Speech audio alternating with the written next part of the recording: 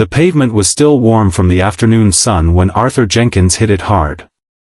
The biker didn't even look back, just muttered, "Watch where you're going, old man," before swaggering inside the bar. Laughter floated from the open door, indifferent. No one helped him up. No one asked if he was okay. Arthur didn't cry out. Didn't curse.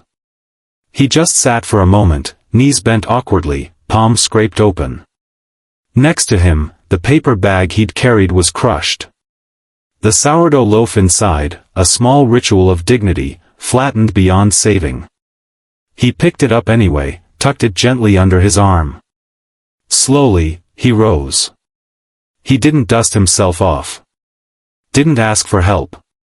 He turned and walked, limping slightly, to the stone bench across the street. He sat with his back straight, shoulders back, like he had during inspections, and reached into his coat pocket. He pulled out an old flip phone. No screen protector, no case. Just the number 6 worn clean off the keypad. He pressed it with a practiced thumb. No sound came from his lips. No emotion. Just a small, silent nod as the line connected. "Eagle 6, he whispered. Then he closed the phone and set it gently on his knee. Across the street, a group of men on motorcycles leaned against the bar's wall, laughing. Arthur didn't look at them. His eyes stayed on the sky, blue, cloudless, distant. It was not revenge he called for. It was remembrance. Arthur's days began before the streetlights dimmed.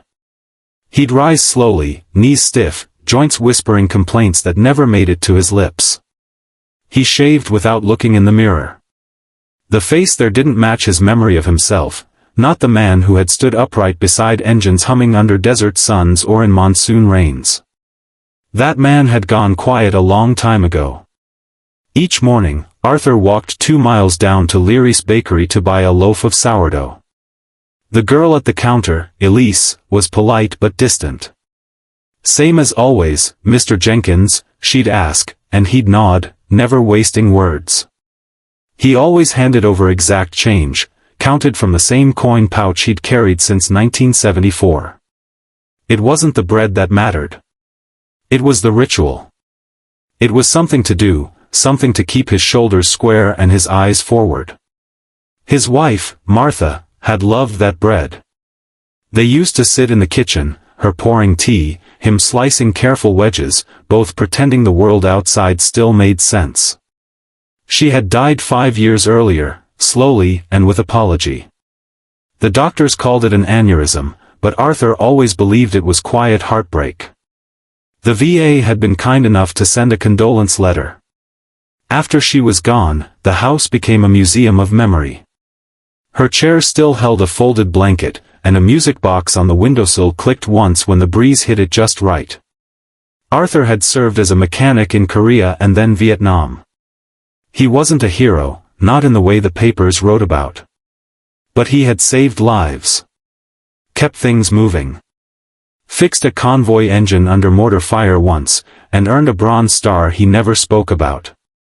His medals stayed tucked in a drawer. He'd never worn them after retirement. What he remembered most were the sounds, the rasp of a dying engine, the whine of rotors straining overhead, the voice of a boy from Georgia calling for his mother just before the medevac landed. After discharge, Arthur had worked 30 years in a garage. He fixed other people's cars with the same care he'd given Humvees and trucks in the jungle. But eventually, the garage closed. The world changed. No one needed men like Arthur anymore. Now, the world rushed around him. Cars honked even when he crossed at the light. Clerks sighed when he counted coins too slowly. Children stared, sometimes giggled. He didn't blame them. They didn't know. Arthur's son, David, had followed him into the army. Gone further. Became an officer. Special Forces. Eagle 6, they'd called him in the field. They didn't speak often, David's life ran on deployments and command centers, but when they did, Arthur never said much. He only listened. It was enough. Once, years ago, Arthur had told David, "Your boots will walk farther than mine ever did. Just make sure they leave good marks." David had remembered that. That morning, Arthur's walk had started like all the others. Early. Quiet. Steady. But a delivery truck blocked the bakery alleyway, forcing him to take the long route past Miller's bar. He didn't want to. The place was loud even in the morning. The men out front looked at him like he didn't belong, grizzled, rough, armored in leather and sneers. As he passed, the handlebar of one of the bikes caught the corner of his coat. Just a brush. An accident. But the man standing nearest, tall, scarred, hollow-eyed, stepped forward and shoved him hard in the chest. Arthur staggered backward, fell. The world tilted. His head cracked the pavement. "Watch where you're going, old man," the biker muttered, and turned away. Laughter followed. No one helped him. Arthur lay there a moment longer than necessary, then gathered himself. He didn't brush off his trousers. Didn't look back. Just picked up the crushed bag holding the sourdough and crossed the street, slowly, deliberately. He sat on the bench across from the bar. The pain in his shoulder pulsed. A line of blood crept from behind his ear. But he didn't flinch. He reached into his coat and made the call. Not because he wanted justice. And not because he was angry. He made the call because the world had grown too careless with memory.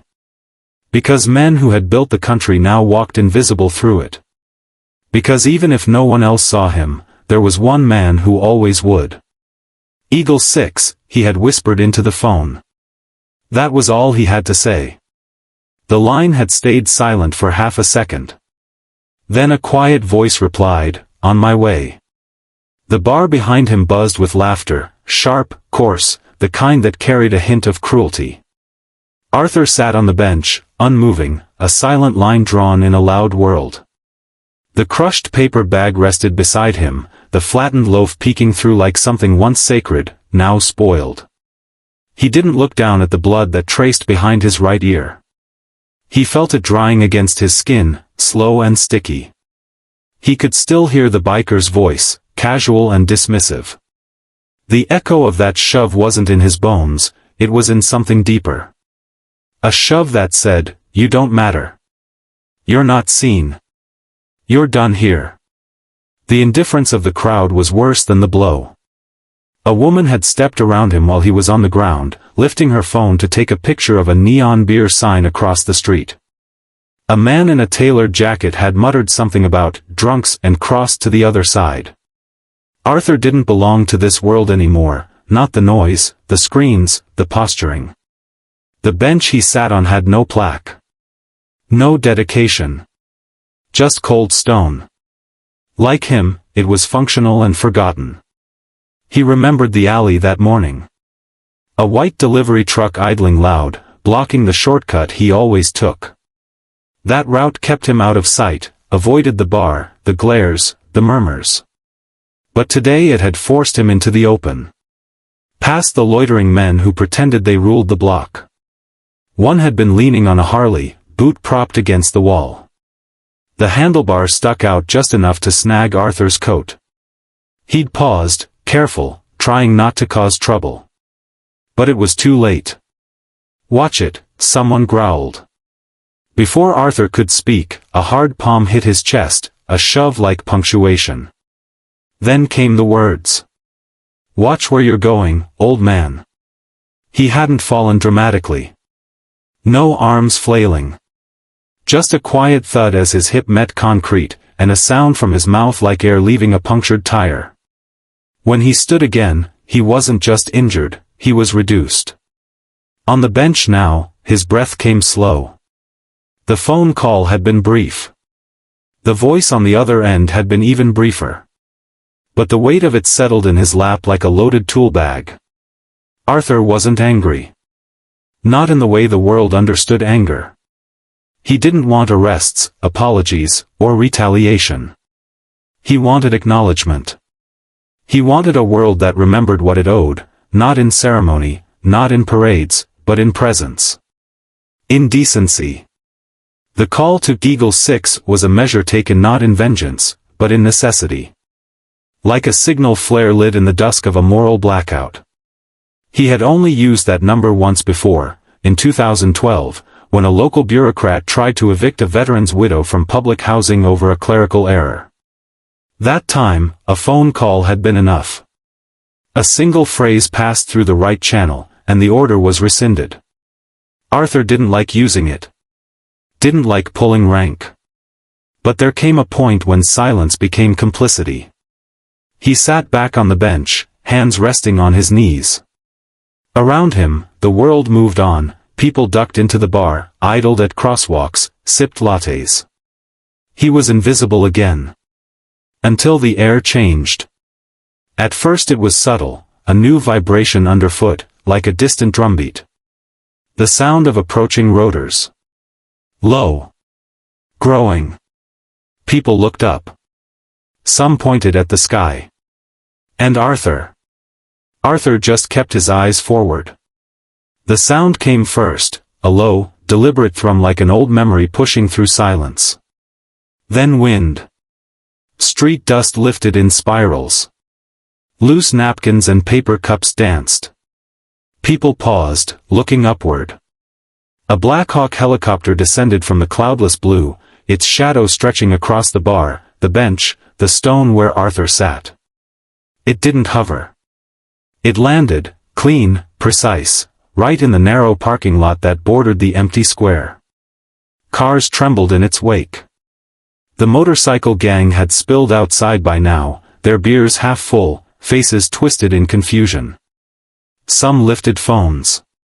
Others stepped back. Arthur didn't move. The rotors slowed, slicing the air with mechanical calm. The side door opened. From the belly of that aircraft, a figure stepped out, tall, steady, wearing the simple fatigues of active command. His movements weren't theatrical. He didn't look around or gesture. He walked straight across the lot, boots crunching gravel.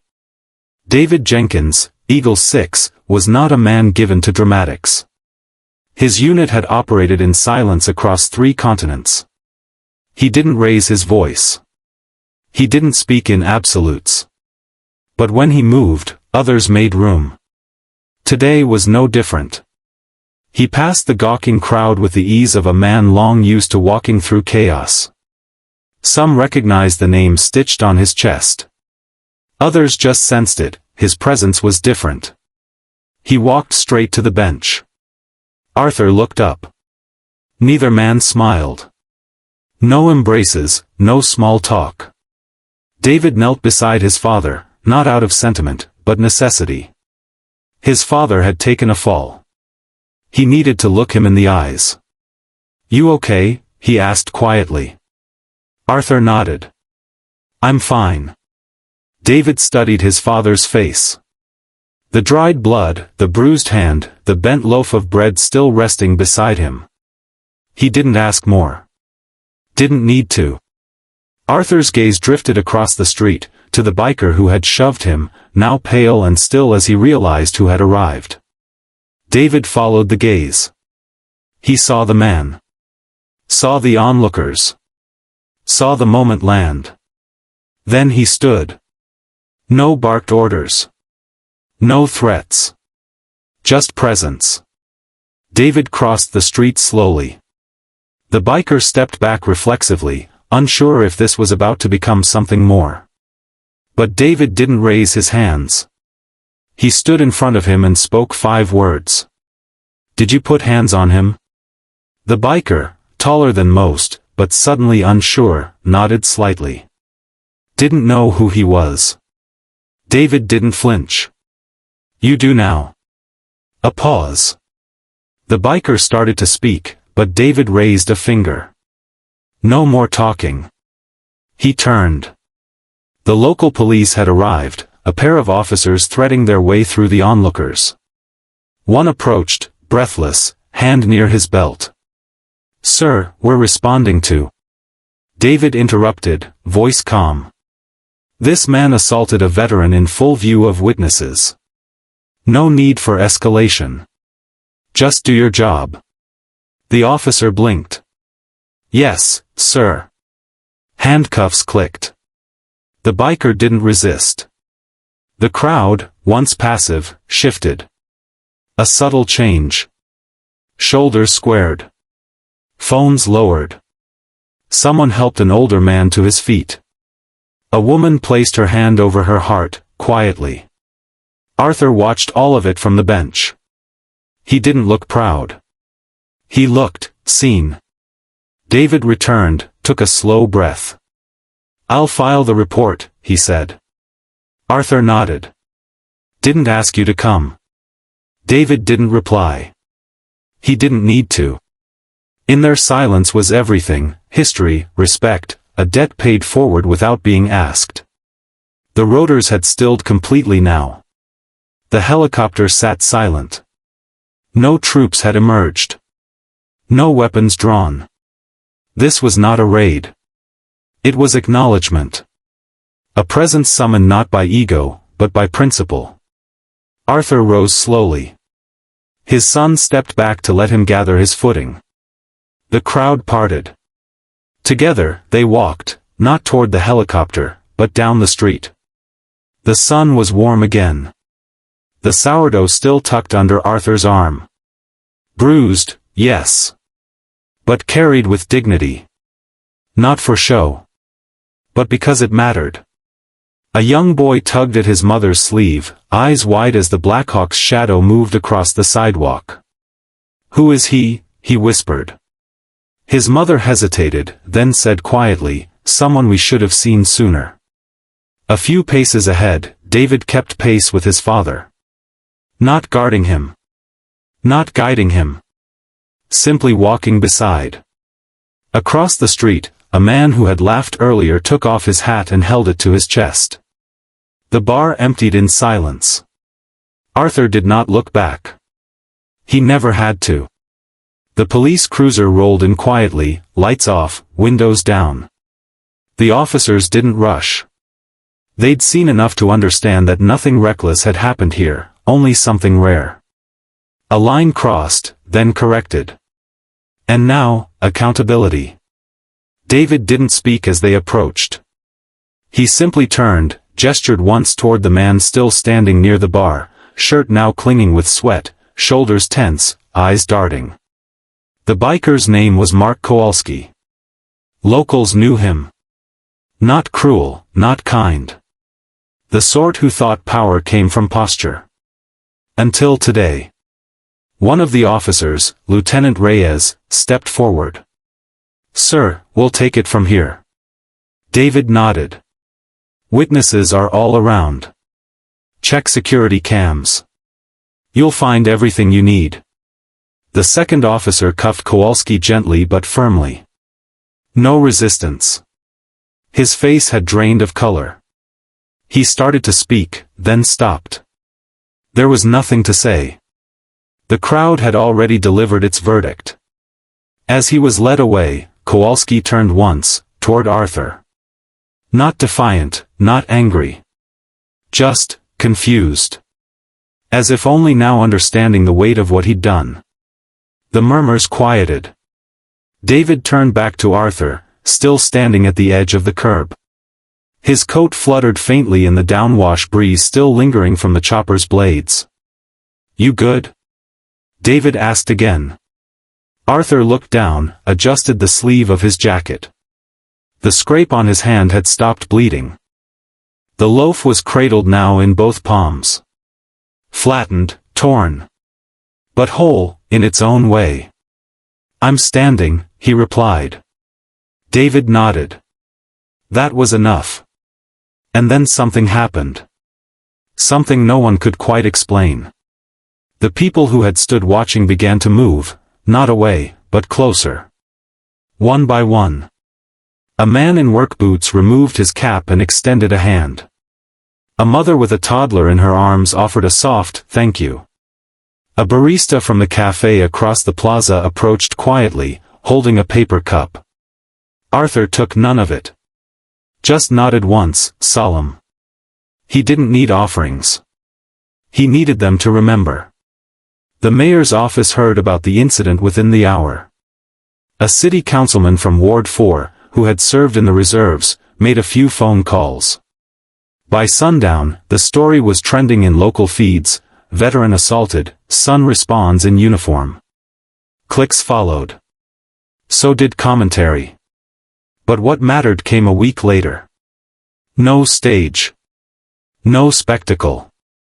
Just a simple podium erected near the very bench where Arthur had sat. The mayor stood beside the city's veterans liaison. The crowd wasn't large, but it was focused: dozens of residents, a few uniformed soldiers, 2 students who had filmed the incident and later deleted the footage out of respect. David stood at the edge. Off camera. Hands folded behind his back. Arthur sat in the front row. He wore the same coat. He didn't smile. But his eyes were steady. The mayor read aloud a resolution, passed unanimously, that recognized Arthur Jenkins for quiet service in war and peace, and for reminding the city of its obligation to those who serve not with banners, but with hands that build and repair. The crowd applauded, muted, reverent. Then the plaque was unveiled. It wasn't grand. Just a bronze rectangle fixed to the stone bench. Arthur Jenkins, U.S. Army, mechanic, veteran, neighbor. For service that asked for no credit, and endured without recognition. Below it, a second line had been etched at the mayor's request. Let us remember the quiet ones, before they have to remind us. A local boys' choir sang something simple. A few verses. No anthem. No pomp. Afterward, Arthur was offered the mic. He didn't approach it. Instead, he stood beside the plaque, placed his palm on the cool metal, and said nothing. The silence said enough. Days later, the city renamed the small adjacent park Jenkins Field. The sign was modest, white, clean lettering. No ceremony. Just installed quietly overnight. By then, something else had shifted. Mark Kowalski had requested a meeting. He didn't want to excuse himself. Only to understand. The court offered community service. Arthur suggested the VA center. Kowalski accepted. Twice a week, he visited the center in street clothes, helping clean walkways, move boxes, brew coffee. He said little, did the work. Then, one afternoon, he asked Arthur if he could sit beside him. They talked. Not about the incident. Not at first. They talked about motorcycles. About engines. About torque ratios and oil weight and why Japanese builds had better resilience in wet conditions. Arthur said more that day than he had in months. Eventually, the question came. Why didn't you fight back? Kowalski asked, eyes downcast. Arthur looked at him. Because I already did, he said quietly. Later that week, Kowalski brought a loaf of fresh sourdough. From the same bakery. Same bag. He handed it to Arthur with both hands. Arthur nodded, once. Forgiveness wasn't spoken. It was simply, understood. The ceremony had ended.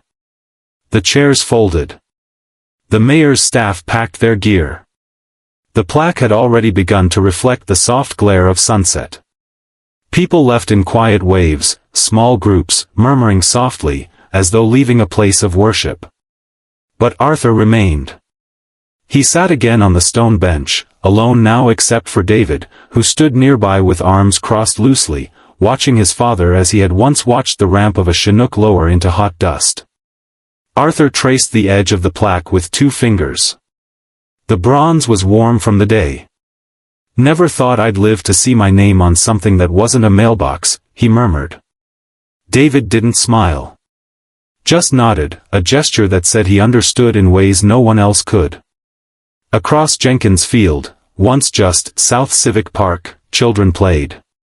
A new jungle gym had been installed 2 days earlier, funded by a local veterans foundation after the story made its rounds. One of the kids wore a paper army helmet and held a plastic wrench. He wasn't pretending to be a general. He was fixing something. That mattered. Arthur glanced over his shoulder toward the path that led back to the street. The bakery was still open. Elise had left a small white bag at the foot of the bench earlier, another loaf, wrapped carefully in parchment. It sat untouched beside him. He'd already eaten. But the gesture lingered. David eventually sat down beside him. "You know," he said, "when you called that day, I thought maybe something worse had happened." Arthur exhaled through his nose. This was worse. The hit didn't matter. The looks afterward did. They sat in silence. The wind tugged at the trees, making dry leaves whisper overhead. Birds circled in low arcs across the park. "Do you think it'll last?" Arthur asked suddenly. David looked at him. "What do you mean?" "The remembering." David followed his father's eyes to the plaque, then to the children, then to the distant hum of city life, restored. "Maybe not," he said. "But some things don't need to last forever. Just long enough to change something." Arthur nodded. That sounded right. A week later, the VA Center posted a new photo in its front hallway. Arthur and Kowalski stood shoulder to shoulder, surrounded by volunteers. No names, no captions. Just a quiet record of something earned. Kowalski had kept volunteering. He'd taken a job delivering medical supplies for the VA mobile unit. He told no one about the incident. But on the day he received his certification, he handed Arthur a small envelope. Inside was a note. Handwritten. "I didn't know who you were that day. Now I know who I wasn't." Arthur folded the note, placed it in the same drawer where his medals slept, and closed it without a word. At Jenkins Field, Saturday mornings became something different. Local mechanics started offering free services for veterans, oil changes, tire checks. Elise from the bakery brought coffee. A retired nurse took blood pressure readings in the shade. No one asked Arthur to lead it. But everyone nodded when he arrived. Some Saturdays, he spoke. Briefly. About compression ratios or cooling systems. About small things that kept larger things moving. Once, a teenager asked him why he didn't wear his medals. Arthur tilted his head. Because they weren't the point. David visited often. Not in uniform. Not as Deagle 6. Just as a son. He never stood in front of his father. Always beside. The plaque on the bench became a quiet attraction. People stopped to read. To reflect. To ask. Sometimes they found Arthur there, slicing a loaf into small pieces with a pocketknife older than the park itself. If they asked, he offered a piece. If they thanked him, he nodded once. Nothing more. On Veterans Day, a local teacher brought her 5th grade class to Jenkins Field. They sat in a semicircle while Arthur talked about machines, not metals. About gears and timing. About patience. You fix things by understanding how they broke, he told them. That night, the teacher posted a photo. Arthur, surrounded by children, one of them holding the same loaf bag from Elisa's bakery. The caption read, "We visited a man who fixed engines and reminded a city how to repair memory." And memory, it turned out, was contagious. 2 months later, a small town in Nebraska added a Jenkins Field of its own. A VFW chapter in Maine requested to use Arthur's plaque wording for a memorial garden. Elise received a call from a bakery in Michigan asking for her sourdough recipe. Arthur never asked for any of it. He kept his routines. Walks early. Tea in the evenings. A loaf on the bench each Thursday. David called more often. Sometimes they spoke. Sometimes they sat in silence. That silence was never empty. Once, at dusk, Arthur leaned forward on the bench and whispered, almost to himself, "Martha would have liked this." David, seated beside him, said nothing. Just placed a hand on his father's shoulder. That was enough. Sometimes, people forget. Arthur looked out over Jenkins' field. David replied, "Then you reminded them."